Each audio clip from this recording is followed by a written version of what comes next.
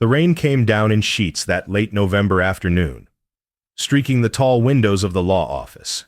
Marcus sat across from Caroline Whitfield, the lawyer's widow, in a room that smelled of old leather and older secrets. Oak paneling rose to meet coffered ceilings. Gas lamps fought against the gathering dusk. Caroline pushed the will documents aside and folded her hands. Her eyes were kind but direct. "Your father asked me to review these arrangements with you," she said.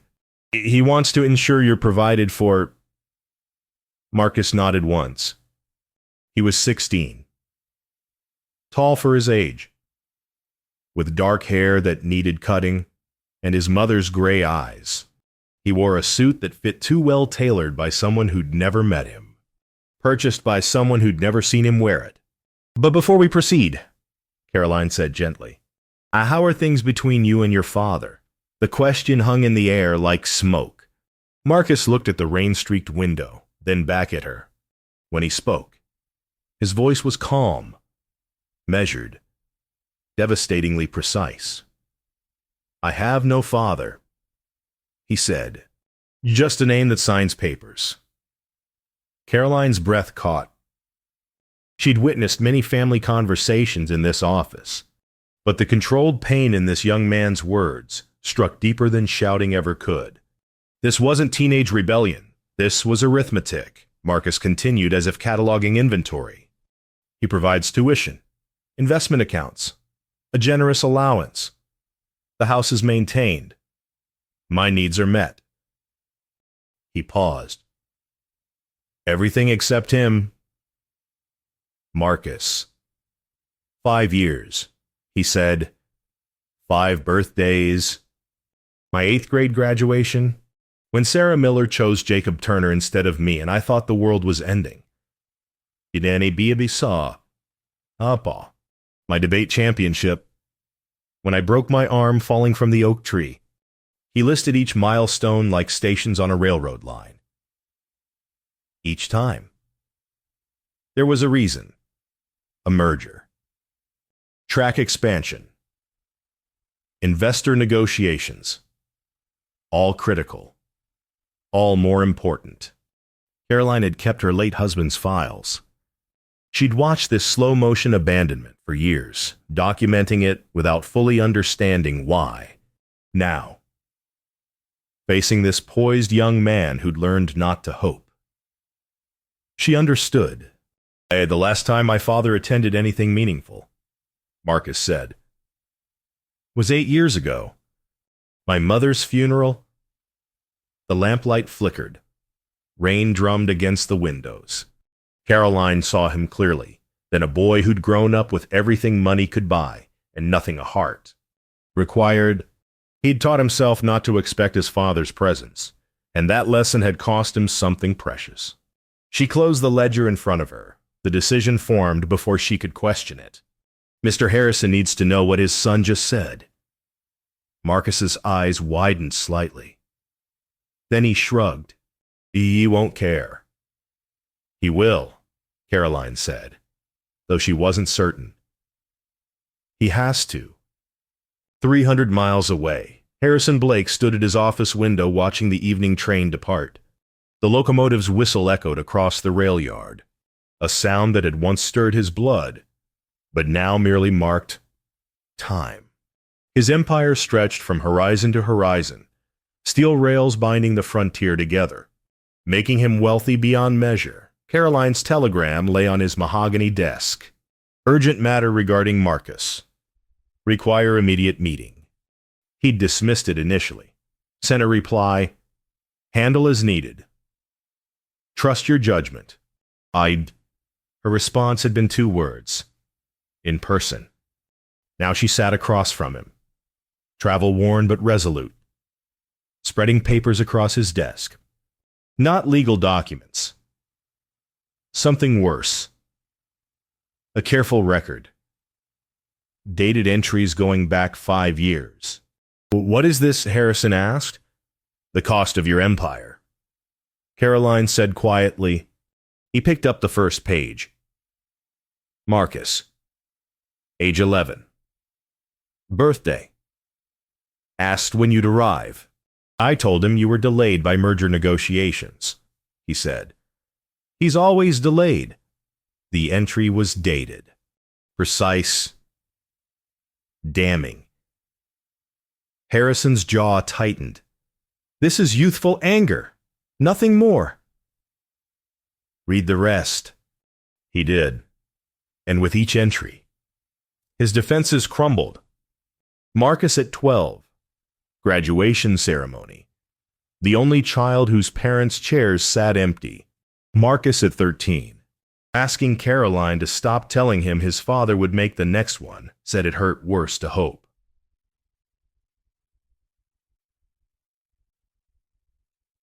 Marcus at 14. When his friend Thomas drowned in the river and Harrison never even knew it had happened. These events required my attention, Harrison said. But his voice lacked conviction. The railroad expansion was more important than your son's broken arm, Caroline interrupted. More critical than his debate championship. More urgent than the day he needed you to just be there. Harrison stood abruptly, moved to the window. Outside, his trains ran on schedule. His workers laid track.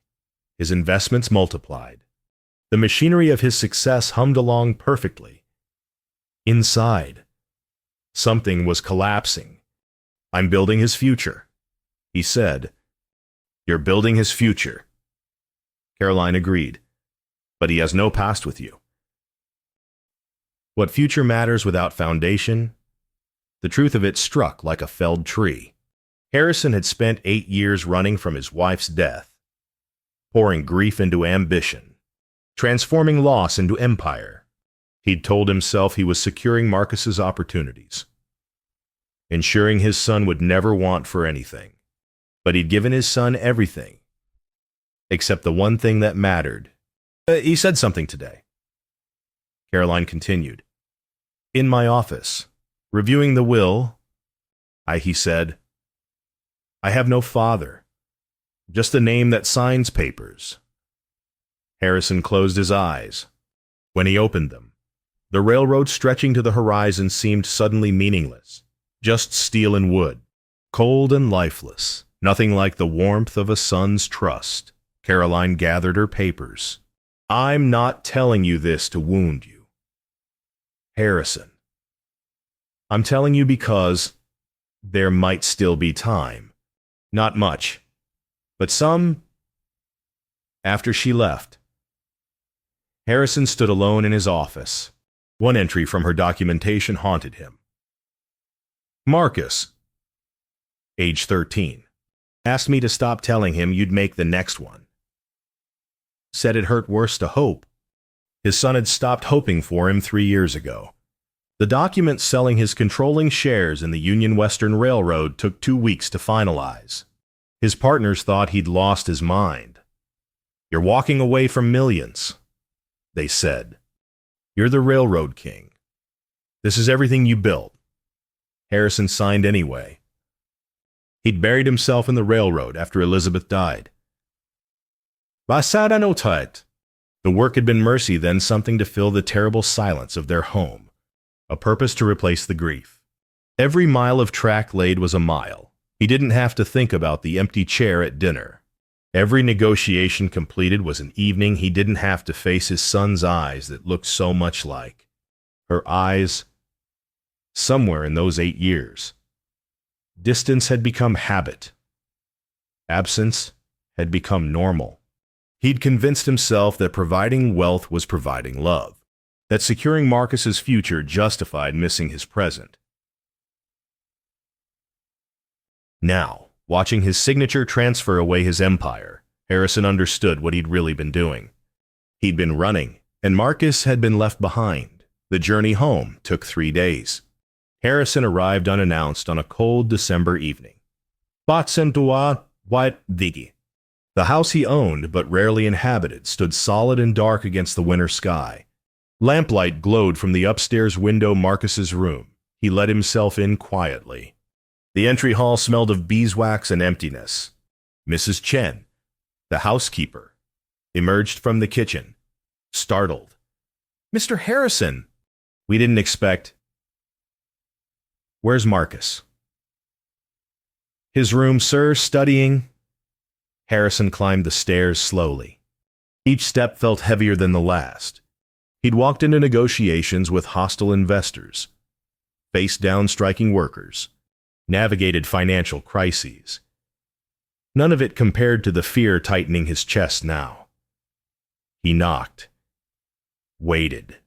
"Come in." Marcus sat at his desk. Astronomy book open before him. He glanced up, saw his father, and his expression didn't change.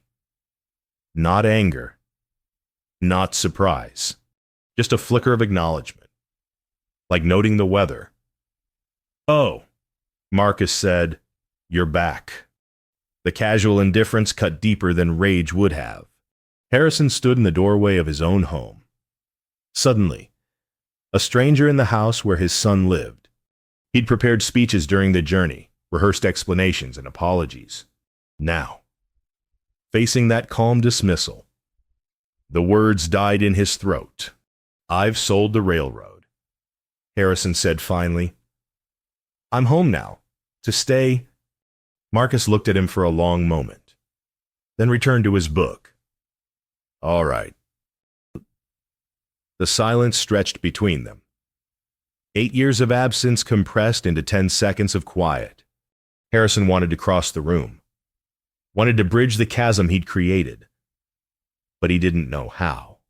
He'd built railroads across mountains and deserts. He had no idea how to reach his own son standing 10 feet away. "I thought," Harrison began, "perhaps we could have breakfast together. Tomorrow. And the days after." Marcus turned a page. "If you want." Harrison left. Closing the door softly behind him, he stood in the hallway, listening to the house settle around him. He couldn't rebuild the railroad now. The contracts were signed, the shares transferred, but he also couldn't rebuild trust with a single conversation or grand gesture. He'd surrendered everything for a chance that might not come. The railroad king had returned to his kingdom and found he didn't recognize it anymore. The first breakfast was excruciating. Harrison arrived in the kitchen at dawn to find Mrs. Chen preparing coffee. "In all vos soulmates, Mr. Blake. I can bring it to your study." "I'll take it here," Harrison said. "Marcus will be joining me." "I know." When Marcus appeared 20 minutes later, his surprise was carefully hidden. He poured coffee, took a seat across from his father, and waited. Caroline arrived shortly after she'd suggested her presence might ease the initial tension. "Yankee almost done." The three of them sat at the table while autumn light crept through the windows. Outside, frost silvered the grass. Inside, the silence was absolute. Harrison cleared his throat. "How's school?" "Fine." "Your studies?" "Fine." Harrison tried again.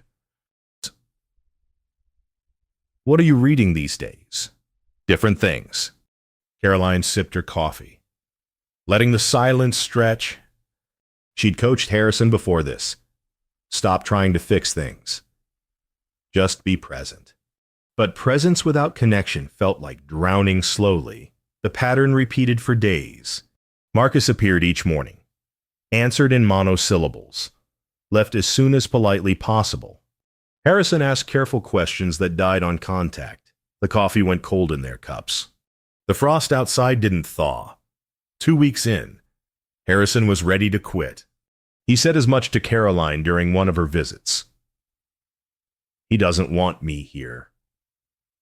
Harrison said, "He tolerates my presence the way he'd tolerate a stranger boarding at the house." You were a stranger," Caroline said. "You still are. That takes time to change." "How much time?" "However much it takes." That afternoon's breakfast followed the usual pattern. Silence. Coffee cooling, Marcus studying the wood grain in the table.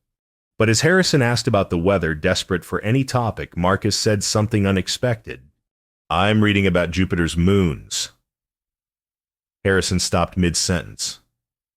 Oui. Jupiter. Galileo discovered 4 of them in 1610. But there are more. Much more. We keep finding them. Marcus's voice held something it hadn't before, not warmth, but genuine interest. The astronomy is precise, predictable. You can calculate exactly where they'll be centuries from now. "That's remarkable," Harrison said, and meant it. Marcus nodded. For the first time in 2 weeks. His eyes met his father's briefly. "It is." The conversation didn't continue. Marcus finished his coffee and left for school. But he'd stayed an extra minute at the table, refilling his cup before going. It wasn't much. To Harrison. Standing in the kitchen afterward. It was everything. Caroline, who'd witnessed the exchange, smiled. "You listened?" She said, "You didn't offer to buy him an observatory or hire an astronomy tutor. You just heard him." "I don't know how to do this," Harrison admitted. "Nobody does it first. You learn by showing up." So Harrison kept showing up, day after day. As November slid into December, he sat at that table. Sometimes Marcus spoke. Often he didn't. But slowly, incrementally. The silence became less hostile. It became simply silent shared space instead of void. Caroline brought the full documentation to Harrison on a cold December evening. She debated whether mercy required showing him everything or sparing him the worst. In the end, she chose truth. "This is all of it," she said, placing the leather folder on his desk. "Everything I observed over 5 years. You should know what you missed. Not to punish you, but to understand." Harrison opened it alone that night. The entries were chronological, detailed, devastating. Each one a small death. Marcus, age 11. Asked why you didn't come to his birthday. I told him you were securing his education. He said. "I already know how to read." Marcus, age 12. Stood at his graduation while other children's parents applauded. He didn't look at the empty seats. He'd learned not to expect you there. Marcus, age 13. Stopped asking when you'd come home. "Chitta said us all right. We can never strike anyone mention hall." The resignation in his voice was worse than anger would have been. Harrison read until the lamp burned low and his eyes ached. Here was his son's childhood, documented by a woman who'd cared enough to bear witness. Each entry showed him missing another moment, another chance, another opportunity to simply be present. The entry about Thomas drowning hit hardest. Marcus's friend had died when the river ice broke during a warm spell. Marcus had nightmares for months. Harrison had been in San Francisco negotiating rail contracts. He'd never known. Caroline found Marcus sleeping in the library. The entry read, "He said he didn't want to close his eyes. Said he kept seeing Thomas under the ice. I held him while he cried. I am not his mother, but someone needed to be there." Harrison wept, reading it. Caroline had done what he should have done. She'd witnessed his son's pain, held him through trauma, filled the void Harrison had created, not because it was her responsibility, but because someone had to care. The next morning, Marcus mentioned during breakfast that he liked how stars were reliable. "You can predict their positions," he said to Caroline, who joined them. "They follow laws. You always know where they'll be." Caroline caught the subtext. Harrison did too, unlike fathers. Marcus didn't say. unlike people who promise they'll be there and aren't. The Galilean moons orbit Jupiter in predictable patterns. Marcus continued. Io Europa, Ganymede, Callisto, named after Zeus's lovers in mythology. But the orbits are mathematical. Clean. Tell me more. Harrison said quietly. Marcus looked at him, surprised. For a moment, wariness flickered across his face, the instinct to protect himself from disappointment. Then something shifted. Europa might have a subsurface ocean, Marcus said. Under the ice, scientists think it could harbor life. We won't know for certain until we can study it more closely. Harrison listened as his son explained tidal heating, orbital resonance, the Laplace relationship between the moons. He didn't understand half of it, but he understood that Marcus was sharing something he loved, and that was enough. When Marcus finished and headed to school, he paused at the door. Jupiter has 79 known moons, he said. Galileo only found 4. There's so much more we keep discovering. After he left, Caroline smiled.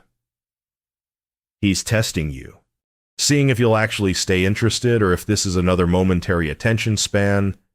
I'll stay interested, Harrison said. Then ask him about the others tomorrow. Show him you remember. Harrison spent that evening reading about Jupiter at the town library, not to impress his son, but to understand what mattered to him. He learned about the Galilean moons, the smaller irregular satellites, the recent discoveries. He read until the librarian reminded him they were closing. The next morning, he asked Marcus about Ganymede. Marcus's eyes widened slightly. Then he smiled just a fraction, barely visible, but genuine, and he talked about the largest moon in the solar system. While the coffee grew cold and the winter sun rose, outside, the fragile progress shattered 3 weeks later. Harrison had received Marcus's school reports and studied them carefully. His son excelled in sciences and mathematics, showed promise in debate. The natural next step seemed obvious. He made arrangements. I've secured your placement at Whitman Academy, Harrison announced at breakfast. It's the finest preparatory school in the East. You'll start in the fall. Marcus froze, coffee cup halfway to his lips. You what? The connections alone are invaluable. Their graduates attend the best universities. I've already arranged. You arranged? Marcus set his cup down carefully. Too carefully. Of course you did. Marcus, this is an extraordinary opportunity. You think you can just come back? The words erupted from somewhere. Deep. Marcus stood abruptly, chair scraping against wood. You think you can buy your way into being my father, throw money at the problem, and it's solved. Harrison recoiled. I'm trying to provide for your future. You weren't there. Marcus's hand shook. His voice cracked. You weren't there when Thomas drowned. I watched them pull his body from the river. And you were in San Francisco. I had nightmares for months, dreamed I was under the ice. Couldn't breathe. Couldn't get out. And you never even knew. The kitchen went silent. Caroline, who'd been reading the newspaper, set it aside slowly. I couldn't sleep. Marcus continued. Quieter now, but no less devastating. Couldn't close my eyes without seeing him. Caroline sat with me. Mrs. Chen made me warm milk. The pastor came by to pray.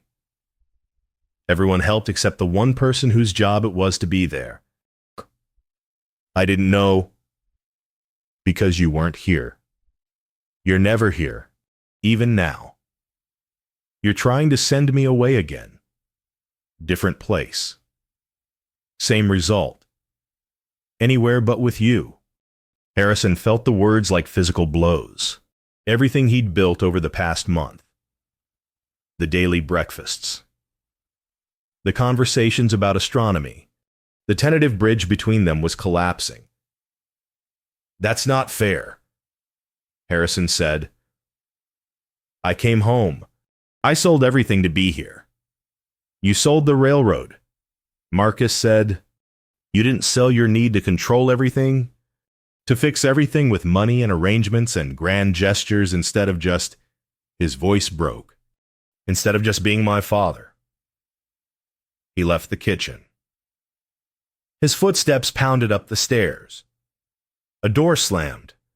Harrison stood frozen. Caroline's documentation flooding back. Every entry he'd read, every moment he'd missed, all the grief compressed into his son's shaking hands and cracking voice. "I should go after him." Harrison said, "Not yet." Caroline said gently, "Let him breathe." Need that evening. 2 telegrams arrived from Harrison's former partners.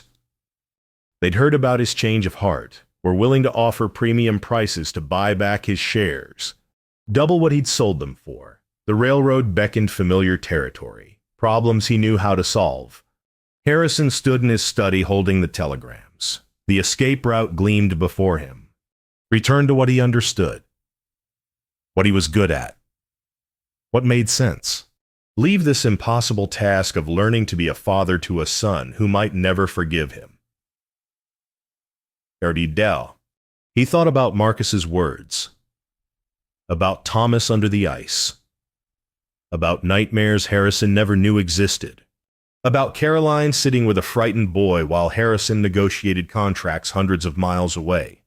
The temptation to flee was overwhelming. Almost winning. Almost. Harrison fed both telegrams to the fire in his study, watched the paper curl and blacken. The railroad was gone. That life was gone. All that remained was this, the harder work. The uncertain outcome. The possibility of permanent failure. But he would stay, even if Marcus never forgave him, even if the breakfasts remained silent, even if he'd destroyed too much to ever rebuild, he would stay. The house settled into uneasy quiet. Marcus avoided meals. Took his breakfast early and left before Harrison came down. The daily ritual they'd built dissolved like frost in sunlight. Merpo. Harrison sat alone in his study 3 nights after the fight, staring at railroad maps he'd forgotten to pack away. The lines traced familiar routes: Denver to Sacramento, Portland to San Francisco. The network he'd built over 15 years. He'd once believed these routes mattered. Now they seemed like paths leading nowhere. Caroline found him there past midnight. She didn't knock, just entered and took the chair across from his desk. "You're thinking about leaving?" She said, "No." "You're thinking about it?" Harrison looked at the maps. "I don't know how to do this. Every time I think I'm making progress, I make it worse. Maybe he's better off without me trying." "Maybe." Caroline agreed. "But you don't believe that." "I don't know what I believe anymore." Caroline was quiet for a moment. Outside, December wind rattled the windows. Finally, she spoke. "You know the saying, trust ain't built in a day, but it sure can be lost in one. You lost 5 years of it with your son. Might take 5 years to rebuild. Might take longer. Might never fully heal." She leaned forward. "Question is, are you staying regardless? Because if you need guaranteed success before you commit, you've already failed." The words struck home. Harrison had spent his life calculating risks, ensuring outcomes, building toward certain success. But love didn't work that way. Fatherhood didn't work that way. What if he never forgives me?" Harrison asked. "Then you'll have shown up anyway. You'll have proven you're not the man who abandoned him." Caroline stood. "Stop trying to earn his forgiveness. Just be present. The rest takes care of itself, or it doesn't." The next morning, Harrison went to breakfast at the usual time. Marcus wasn't there. Harrison sat alone, drinking coffee, waiting. 30 minutes passed. Then an hour. He didn't leave. The morning after, the same thing. Harrison sat alone. On the third morning, Marcus appeared. He didn't speak. Didn't acknowledge his father. Just poured coffee and took his usual seat. Harrison said nothing. Didn't try to apologize or explain.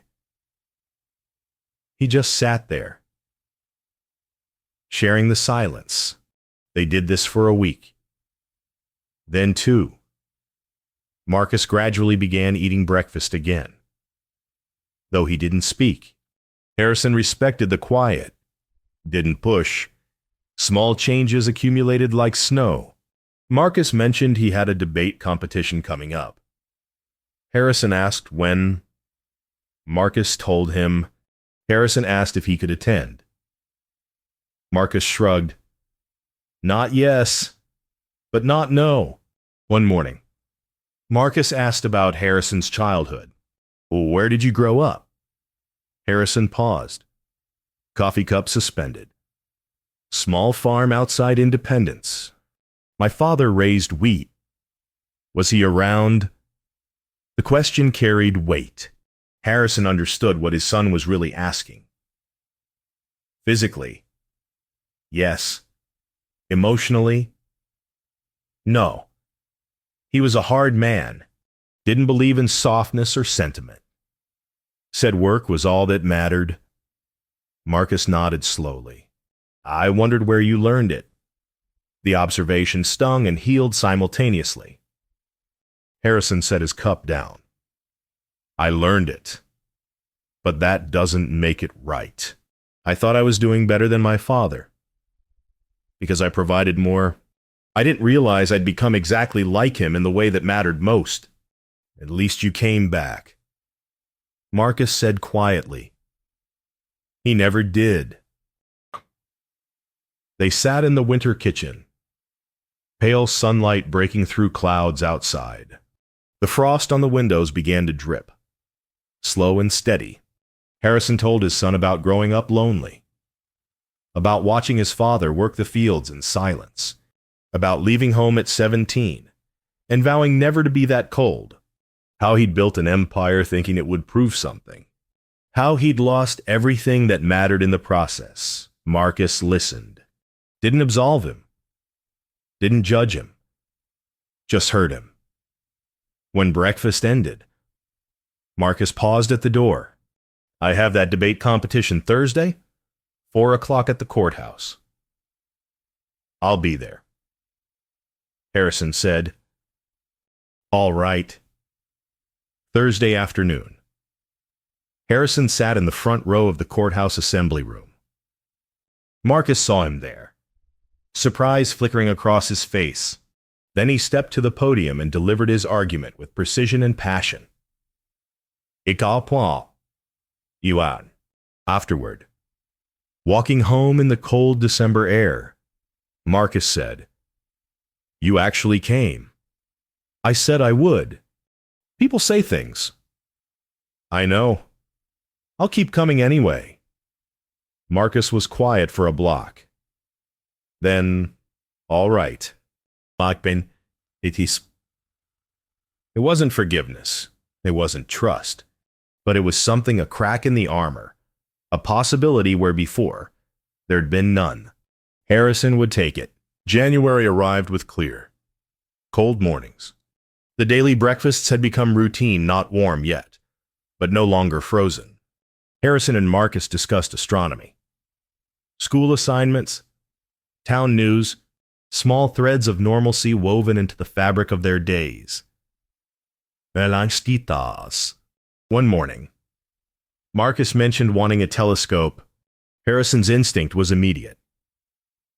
Buy the best model available. Have it shipped express. He caught himself. Which one have you been researching? He asked instead. Marcus looked up. surprised. The Bardeen refractor. It's not the most expensive, but it has good optics for planetary observation. Sounds like you've thought it through. I have. Then let's get that one. They ordered it together that afternoon, Harrison letting Marcus handle the transaction. When it arrived a week later, they spent an evening assembling it in the study. Harrison proved useless with the screws and lenses, his hands too clumsy for the delicate work. Marcus showed him patiently how the pieces fit together. You're better at this than I am, Harrison admitted. I've had practice. Mrs. Chen and I fixed the broken window latch last year. And the loose stair railing. The casual mention of household maintenance Harrison had never noticed made him wince. Another gap. Another absence. But Marcus didn't seem to mean it cruelly, just stating fact. They finished the assembly near midnight. Marcus aligned the telescope, adjusted the focus, and found Jupiter. He stepped back so Harrison could look. Through the eyepiece, the planet hung clear and bright. 4 points of light clustered near it, the Galilean moons Marcus had told him about weeks ago. I see them, Harrison said quietly. That's Io closest to Jupiter. Then Europa, Ganymede, Callisto farther out. Marcus's voice held quiet pride. They orbit in perfect patterns, same as they did when Galileo first saw them 400 years ago. Same as they will 1,000 years from now. Harrison understood the metaphor. Reliability. Predictability. Things that didn't change or disappoint. He stepped away from the telescope. I can't promise I'll be like those moons, he said. I'll probably make more mistakes. Disappoint you again.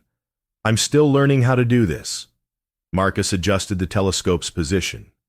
I know, but I can promise I'll show up. Every day. Whether you want me to or not. I know that too. Marcus said, then, quietly, it's why I'm still here talking to you. They stood in the study. Winter stars visible through the window. The telescope between them built together, however imperfectly. I'm still angry, Marcus said, about the years you missed. About Thomas. About all of it. That doesn't just go away. I know. But I'm glad you're here now. The words settled into the silence. Harrison felt something break in his chest. Not pain exactly. But the release of tension held too long. This wasn't absolution. Wasn't forgiveness earned. Just acknowledgement that the effort mattered, that showing up counted for something. Thank you, Harrison said. They returned to watching Jupiter through the telescope, taking turns adjusting the focus. The house was quiet around them. Outside, the January night stretched cold and clear. The next morning at breakfast, Marcus was discussing his plans for the day, something about meeting friends at the library, then studying for examinations. Casual conversation. The kind families share. What do you think? Dad. Marcus asked about whether he should focus on mathematics or literature first. Which exam is... He stopped mid-sentence. The word hung in the air between them. Dad. The first time since childhood. Marcus's eyes widened slightly, as if surprised by his own mouth. Harrison's throat tightened. His vision blurred. He blinked, cleared his throat, answered the actual question like nothing monumental had just happened. Mathematics, he said. Voice steady despite everything. You're stronger in literature. The math will need more attention. That's what I thought too, Marcus said. Then continued outlining his study plan. Caroline, who joined them for breakfast, caught Harrison's eye across the table. Her expression said everything witnessed to the moment she'd helped make possible. the family she'd helped save. Later, after Marcus left for school, Harrison stood at the kitchen window. The winter sun climbed higher, melting frost from the glass. Something had shifted this morning. Some fundamental piece sliding into place. Not healed. Not complete. But possible now in a way it hadn't been before. Caroline touched his shoulder lightly. You heard it. I heard it. He's choosing you, slowly, but choosing. Harrison nodded, unable to speak past the tightness in his throat. That evening, after Marcus had gone to bed, Harrison asked Caroline to stay. He was nervous, fumbling with words in a way he hadn't since courting Elizabeth 20 years ago. You saved my family, he said. You documented what I'd destroyed, then helped me rebuild it. You stood witness when there was barely anything left to witness. Caroline waited, patient as always. I'm asking you to stay, Harrison continued. To make official what's already true. You're part of this family. Have been for months. I'm asking you to join it permanently. If you'll have us. Caroline's eyes filled. Yes. Yes. Yes, Harrison, I'll marry you. And they sat together in the quiet study while the fire burned low and the January night settled around them. Tomorrow they would tell Marcus. Tomorrow they would begin planning a future that looked nothing like the empire Harrison had once built. Tonight, they simply sat together. 3 people becoming a family. However imperfectly. However slowly, the 3 of them shared dinner. 2 evenings later, Caroline had started joining them most nights. Her presence no longer intermediary, but integral. The conversation flowed naturally, Marcus describing his examination results, Caroline sharing news about the town council meeting, Harrison listening more than speaking. After Marcus excused himself to study, Harrison caught Caroline's eye. The question hung unspoken between them. She nodded. Marcus, Harrison called. Before you go, it is stomach. Marcus returned. Curious and slightly wary. The wariness was less now. But still present scars didn't disappear overnight. Harrison stood, suddenly aware of how monumental this moment was, how fragile the peace they'd built. Caroline and I want to tell you something, he said. We're getting married. This spring. If she'll let me plan it that quickly. Marcus looked between them. Harrison braced for resistance. For anger that his father was replacing his mother. For the 1,000 ways this could shatter what they'd rebuilt, Marcus smiled. Actually smiled. Genuine and warm. It's about time. You're not upset? Harrison asked. Why would I be? Caroline's been more family to me than most blood relations. He turned to Caroline. You sure you want to join this mess? Caroline laughed. I've been part of it for months. Might as well make it official. Marcus hugged her quick, but real. Then, after a moment's hesitation, he hugged Harrison too. Brief. Slightly awkward. But unmistakably offered rather than obligated. Thank you, he said quietly to both of them, for not giving up. In that night, Marcus asked if they wanted to see Jupiter through his telescope. The 3 of them crowded into the study, taking turns at the eyepiece, Caroline asking questions about the moons while Marcus explained orbital mechanics, and Harrison listened too. His son's voice filled the house with wonder. The wedding was small, held in April when the frost finally broke. Marcus stood beside Harrison. Caroline's friend Mrs. Peterson stood beside her. The pastor kept it simple. Afterward, they returned home to find Mrs. Chen had prepared a celebration dinner. To new beginnings, Caroline said. raising her glass. To family, Marcus added. Harrison looked at his wife and son across the table.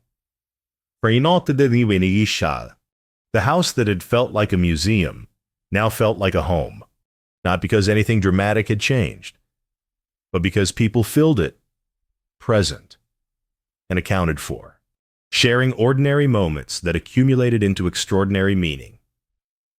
The next morning, breakfast resumed as usual, the three of them at the table. As April light filled the kitchen, Caroline suggested planting a garden now that the ground had thawed. Vegetables, Marcus said immediately. Tomatoes, beans, carrots. Practical. Flowers, Caroline countered. Roses, tulips, something beautiful to look at. They both turned to Harrison. He'd spent 15 years building railroads, calculating profits, expanding empires. Now his most important decision was vegetables versus flowers. Why not both? He said. So they planned it together over coffee and toast. Marcus sketched a rough layout on paper. Caroline listed plants that would thrive in their soil. Harrison offered to build raised beds, then admitted he'd probably need Marcus to show him how. I've never actually built anything with my hands, Harrison confessed. Just companies. Those don't require hammers. We'll figure it out, Marcus said. Together. The word together carried weight. Neither of them acknowledged directly, but it was there, solid and sure. That afternoon, the three of them worked in the garden space behind the house. Harrison proved as clumsy with carpentry as he'd been with telescope assembly. Marcus patiently corrected his measurements.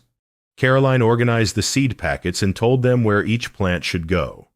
They worked until the spring sun began its descent, dirt under their fingernails, sweat on their brows. The raised beds were crooked, the rows uneven. Nothing like the precision of Harrison's former empire. It was perfect.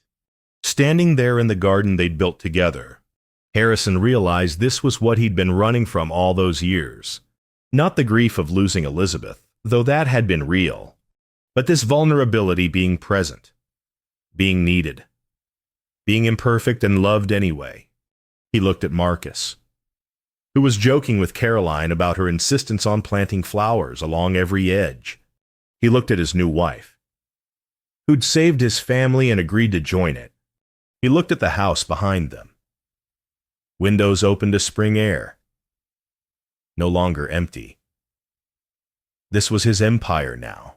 Not rails stretching to horizons, but 3 chairs filled at the breakfast table. Not contracts negotiated, but seeds planted together. Not his name on papers, but his presence in moments. All right, Caroline said, surveying their work. Tomorrow we plant. Tomorrow, Marcus agreed. Harrison stood between them. Their family constellation. 3 people starting over, building what should have been built long ago. The foundation he'd missed for so many years. They walked back to the house together as the April evening turned soft and gold. Inside, the kitchen waited. Tomorrow, breakfast would come again, and the day after, and the day after that. Harrison would be there for everyone.